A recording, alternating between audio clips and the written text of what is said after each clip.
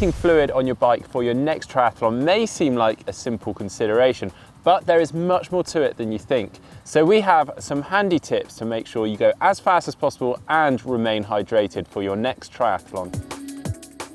Firstly, not all triathlon bikes look the same. I mean, look at this bike for instance, but they do keep similar mounting points for the water bottles. We have between the aero bars, behind the saddle and on the frame. But what choice or what setup should you go for?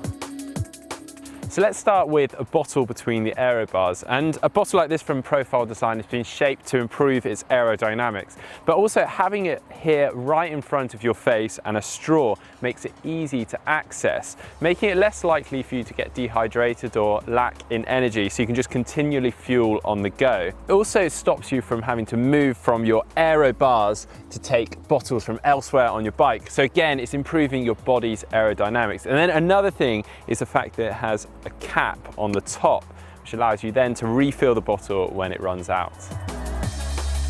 And another option is behind the saddle. And actually, this is a really aerodynamically efficient position because it's behind your body and your legs. However, if you've ever done this before using a traditional cage, you may have experienced a flying bottle. So instead, you should use an extra tight cage like these ones from Threlfall design, which have an extra tight reinforced band running around the cage.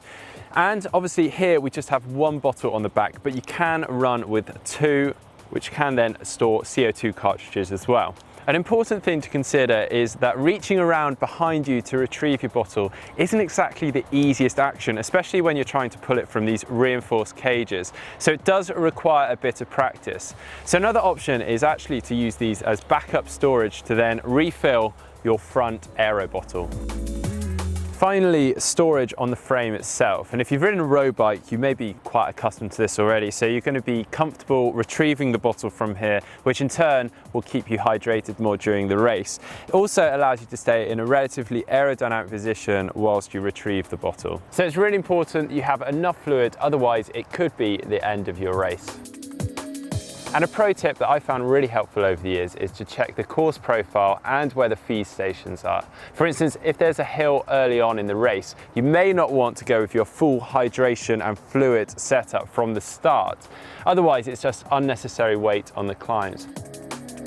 And a pro tip is to take a bottle of concentrated energy drink that you dilute into your front aero bottle using water that you pick up from feed stations, which allows you to stick with your preferred energy drink. So there we go, hopefully that's helped you with your hydration setup for your next triathlon. And if you like this video, give it a thumbs up, a like, and to see more videos like this, just click on the globe to subscribe to GTN. And to see how to fix a race day puncture, just click down here. And to see how to descend on a TT bike, just click down here.